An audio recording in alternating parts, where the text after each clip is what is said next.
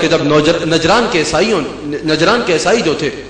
جب وہ اس بات پر بضد ہو گئے، ہر دلیل کے ملنے کے بعد، ہر بات کے بعد بھی جب وہ اس بات پر بضد تھے کہ نہیں ہم یہ ماننے کو تیار نہیں ہیں کہ عیسیٰ اللہ کے بیٹے نہیں تھے، جب وہ اس بات پر بضد تھے کہ عیسیٰ اللہ کے بیٹے ہیں، حضرت عیسیٰ علیہ السلام اللہ کے بیٹے ہیں، جب ان کا یہ عقیدہ وہ اس کو بدلنے کو تیار ہی نہیں تھے، تو اللہ کریم نے قرآن کریم میں کیا ارشاد فرمایا کہ اے میرے حبیب علیہ الصلوۃ والسلام، آپ ان سے گویا کہ فرما دیجئے کہ تم بھی آؤ، ہم خود آتے ہیں، تم خود آؤ، یہاں سے ہم خود آتے ہیں، تم اپنے گھر والوں کو لاؤ، یہاں سے ہم اپنے گھر والوں کو لاتے ہیں، گویا کہ تم اپنے گھر کی عورتوں کو لاؤ، ہم اپنے گھر کی عورتوں کو لاتے ہیں، ایک میدان میں اکٹھے ہوتے ہیں، وہاں اکٹھے ہو کے اللہ کے آگے ہاتھ پھیلاتے ہیں کہ جو جھوٹا ہے اس پہ اللہ کا قہر نازل ہو، جو جھوٹا ہے اس پہ اللہ کا عذاب نازل ہو، اللہ کی لعنت پڑے جھوٹے پہ۔ ناظرین اکرام، انہوں نے یہ چیلنج قبول کر لیا، انہوں نے یہ چیلنج قبول کر لیا، حالانکہ انہیں لوگوں نے سمجھایا کہ ان کا سامنا مت کرنا، ان کا سامنا کرنا آسان کام نہیں ہے،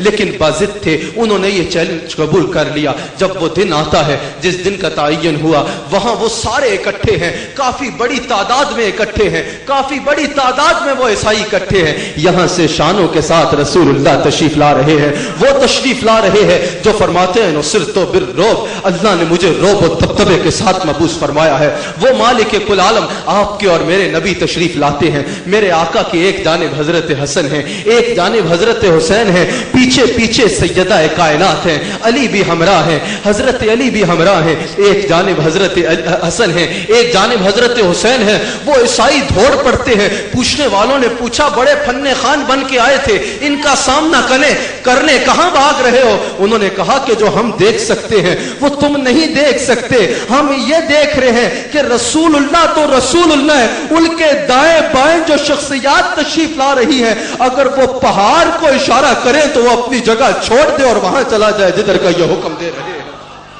وہاں چلا جائے جدھر کا یہ حکم دے رہے ہیں۔